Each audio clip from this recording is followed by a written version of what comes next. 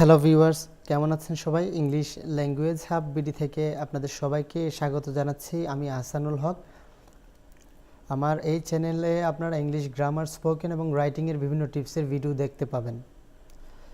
আমার আজকের লেকচারের টপিক হচ্ছে দ্য কারেক্ট অথবা right form of the verb. এই সংক্রান্ত এটি আমার দ্বিতীয় লেকচার।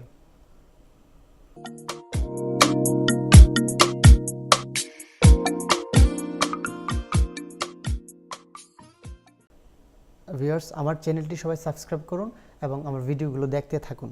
চলুন তাহলে আজকে মূল লেকচারে যাওয়া যাক। আমি ইতিমধ্যেই রাইট ফর্ম অফ দ্য ভার্বের উপরে প্রথম লেকচারটি আপলোড করে দিয়েছি, আপনারা দেখে নেবেন। আজকে হচ্ছে দ্বিতীয় লেকচার, আর সেখানে হচ্ছে রুল 11 থেকে, অর্থাৎ প্রথম লেকচারে আমি 1 থেকে 10 পর্যন্ত অর্থাৎ 10টা রুল নিয়ে আলোচনা করেছি। আজকে আমি আলোচনা করব আরও 8 থেকে 9টি রুল নিয়ে।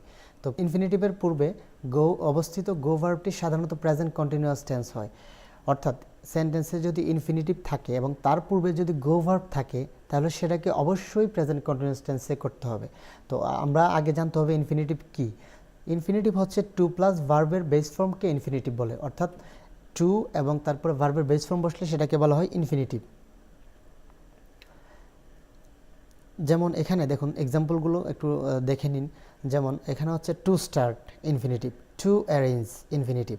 তাহলে এখানে টু স্টার্ট ইনফিনিটিভ যেহেতু আছে, তার আগে গো ভার্বটি আছে, সুতরাং এটি প্রেজেন্ট কন্টিনিউয়াস টেন্সে হবে। আর প্রেজেন্ট কন্টিনিউয়াস টেন্সের স্ট্রাকচার হচ্ছে একটা বি ভার্ব এবং ভার্বের সাথে আইএনজি।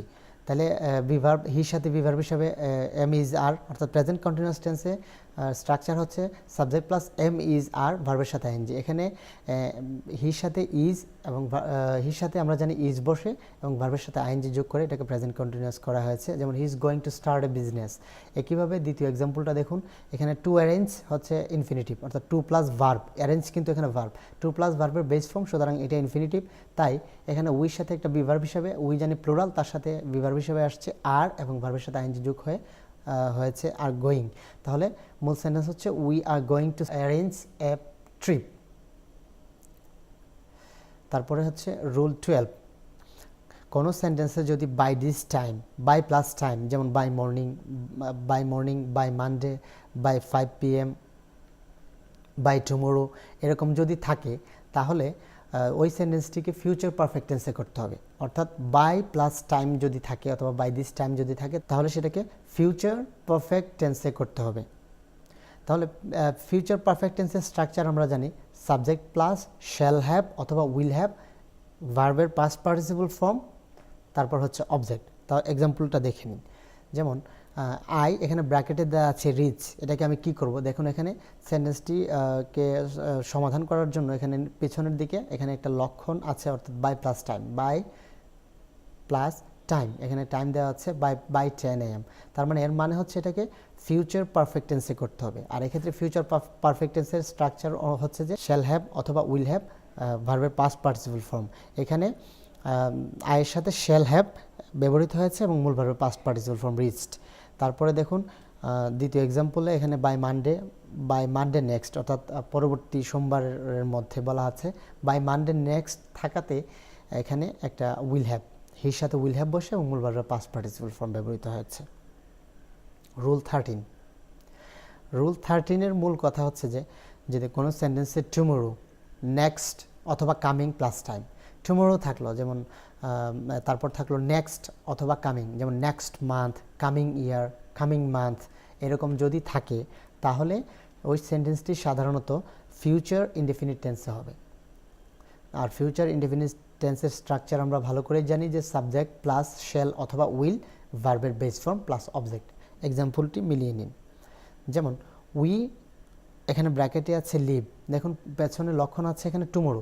তাহলে সেন্টেন্সের মধ্যে একটা লক্ষণ যদি থাকে, আমরা পেয়েছি সেটা টুমোরো, তো টুমোরো যদি থাকে তাহলে অবশ্যই এটাকে ফিউচার ইনডেফিনিট টেন্সে করতে হবে। তাই একটা শ্যাল অথবা উইল, আমরা জানি উইর সাথে শ্যাল ব্যবহৃত হয় নর্মালি এবং ভার্বের বেস ফর্ম ব্যবহৃত হয়েছে।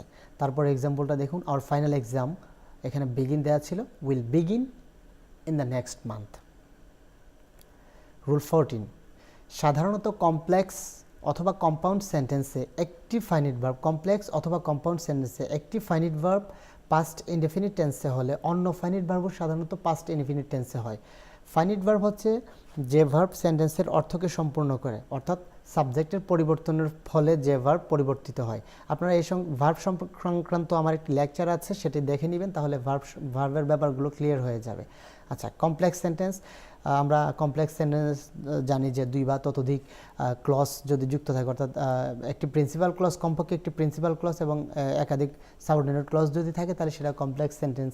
আবার কম্পাউন্ড সেন্টেন্সে দুই বা ততোধিক এই প্রিন্সিপাল ক্লজ যুক্ত থাকবে, তাহলে সেটা হচ্ছে কম্পাউন্ড সেন্টেন্স। তো এগুলোর ক্ষেত্রে যদি একটা ভার্ব পাস্ট টেন্সে হয় তাহলে অপরটাও পাস্ট টেন্সে হবে, একটা ভার্ব যদি প্রেজেন্ট টেন্সে হয় তাহলে অপরটাও প্রেজেন্ট টেন্সে হবে। এটা একটু খেয়াল করে নিন। যেমন এক্সাম্পল দেওয়া আছে, the boy returned from school and went to the playground. এখানে গো আছে, এখানে ওয়েন্ট হইলো কেন? কারণ এটা একটা কম্পাউন্ড সেন্টেন্স, অ্যান্ড দ্বারা যুক্ত আছে, দেখুন দুইটা প্রিন্সিপাল ক্লজ। তো আগের অংশটা অর্থাৎ রিটার্নড, এটা পাস্ট টেন্সে অর্থাৎ পাস্ট ইনডিফিনিট টেন্সে থাকাতে পরের অংশে ভার্বটাও কী হবে? পাস্ট ইনডিফিনিট টেন্স হবে। জাস্ট পাস্ট ইনডিফিনিট টেন্স হচ্ছে ভার্বের পাস্ট ফর্ম, তাহলে আগেরটা রিটার্নড থাকাতে পরেটাও ওয়েন্ট হলো। আগেটা যদি প্রেজেন্ট ইনডিফিনিট টেন্স থাকতো তাহলে পরেরটা অবশ্যই প্রেজেন্ট ইনডিফিনিট টেন্স হতো। তাহলে পরের এক্সাম্পলটা দেখুন, অ্যাজ দে স্টাডিড হার্ড, এটা হচ্ছে একটা complex sentence. As they studied hard they passed, এখানে পাস্ট ইনডিফিনিট টেন্সে আছে, তাই পরের ভার্বটাও পাস্ট ইনডিফিনিট টেন্সে করা হয়েছে। রুল 15, বিফোর এর আগের ক্লোজটি পাস্ট পারফেক্ট টেন্স এবং পরেরটি পাস্ট ইনডিফিনিট টেন্স হয়, আবার আফটারের পরের ক্লোজটি পাস্ট পারফেক্ট টেন্স এবং আগেরটি পাস্ট ইনডিফিনিট টেন্স হয়। ভিউয়ার্স, এটা একটু ভালোভাবে যদি মনে রাখতে হয় তাহলে খেয়াল করুন, আমার কথাগুলো একটু খেয়াল করুন। বিফোর অর্থ হচ্ছে পূর্বে বা আগে, তাহলে আমরা শুধু মাথায় থাকবে আমাদের পাস্ট পারফেক্ট টেন্স। তাহলে বিফোর যেহেতু পূর্বে, তাহলে বিফোরের পূর্বে হবে পাস্ট পারফেক্ট টেন্স, তাহলে পরেরটা কী হবে? Past indefinite. ইজি বোঝা যায়, বিফোর অর্থ আগে, তার আগেরটা পাস্ট পারফেক্ট টেন্স। আফটার অর্থ পরে, তার পরেরটা পাস্ট পারফেক্ট টেন্স। তাহলে বাকি যে দুইটা গ্যাপ থাকলো ওই দুইটা বিফোরের ক্ষেত্রে পরেরটা হবে পাস্ট ইনডিফিনিট, আর আফটারের ক্ষেত্রে আগেরটা হবে পাস্ট ইনডিফিনিট। আমি এখানে গ্রাফিক্যালি এটা দেখিয়ে দিয়েছি, আপনারা একটু খেয়াল করে নিন। যেমন বিফোর অর্থ হচ্ছে আগে, তাই বিফোরের আগে পাস্ট পারফেক্ট টেন্স। এরপরে দেখুন আফটার অর্থ হচ্ছে পরে, আফটারের পরে পাস্ট পারফেক্ট টেন্স। বাকি যে দুইটা, এই যে এখানে একটা এবং এটা যে এই দুইটা যে খালি থাকবে, এই দুইটা হচ্ছে পাস্ট ইনডেফিনিট টেন্স। অর্থাৎ এটা ব্যবহৃত হয় মূলত পাস্ট টেন্সের ক্ষেত্রে। পাস্ট টেন্সের ক্ষেত্রে বিফোর আফটারের এই নিয়ম। তাহলে এক্সাম্পলগুলো একটু মিলিয়ে নিন। যেমন এখানে দেয়া আছে বিফোর আছে, দেখুন হি হ্যাড, ব্র্যাকেটে দেয়া আছে গো হোম বিফোর আই, এখানে দেয়া আছে কাম। তাহলে বিফোর অর্থ হচ্ছে পূর্বে, তাহলে বিফোরের পূর্বে পাস্ট পারফেক্ট টেন্স। অ্যান্সার হচ্ছে before he had gone home, আর পরবর্তী অংশটা হবে আই কেম, কারণ হচ্ছে পাস্ট ইনডিফিনিট টেন্স, ভার্বের পাস্ট ফর্ম। একইভাবে আফটারের ক্ষেত্রে দেখুন আফটারের পরে past perfect, I had reached, এখানে আমি এই যে দেখিয়ে দিয়েছি হ্যাড রিচড। হ্যাড রিচড হচ্ছে পাস্ট পারফেক্ট টেন্স, তো আগেরটা হচ্ছে পাস্ট ইনডিফিনিট টেন্স। আশা করি এই রুলটা আপনারা ভালোভাবে বুঝতে পেরেছেন। চলুন পরবর্তী রুলে যাওয়া যাক। রুল 16, যেটা হচ্ছে ওয়েন আফটার। ওয়েন আফটার এটা মূলত প্রেজেন্ট অথবা ফিউচারের ক্ষেত্রে, এই আফটার কিন্তু পাস্ট টেন্সের ক্ষেত্রে না। যদি পাস্ট হয় তাহলে ওই পূর্বের রুলে যাবেন। তো এখানে হচ্ছে ওয়েন আফটারের পূর্বের ক্লোজটি প্রেজেন্ট অথবা ফিউচার ইনডেফিনিট টেন্স হলে পরেরটি সাধারণত প্রেজেন্ট পারফেক্ট টেন্স হয়।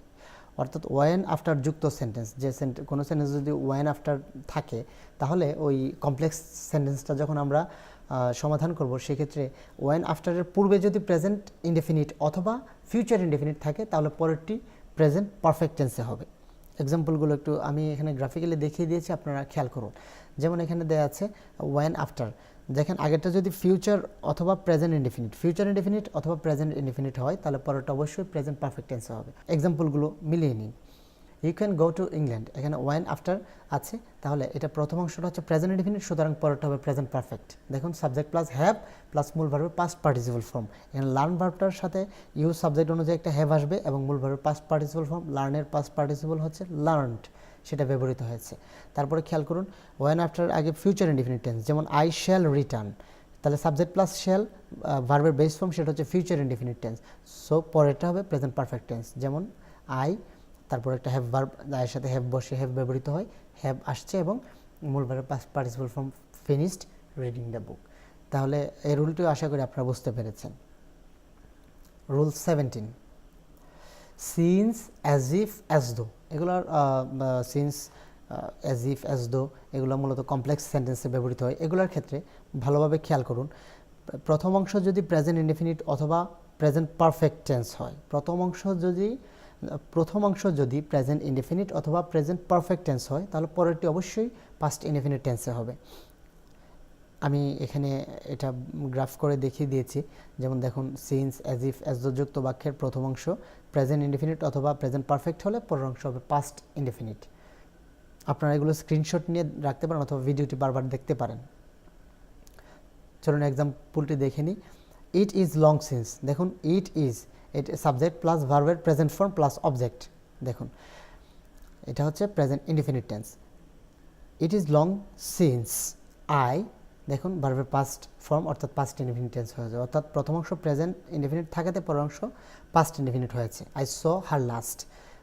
দ্বিতীয় সেন্টেন্স এক্সাম্পলটা দেখুন, ইট has been couple of years since, subject plus have অথবা সাবজেক্ট প্লাস হ্যাভ অথবা হ্যাজ প্লাস মূল ভার্বের পাস্ট পার্টিসিপল ফর্ম। দেখুন এটা হচ্ছে প্রেজেন্ট পারফেক্ট টেন্স, তাই পরের অংশটা হচ্ছে past indefinite tense. Subject plus ভার্বের পাস্ট ফর্ম, মিটের পাস্ট ফর্ম হচ্ছে met. It has been couple of years since we met first.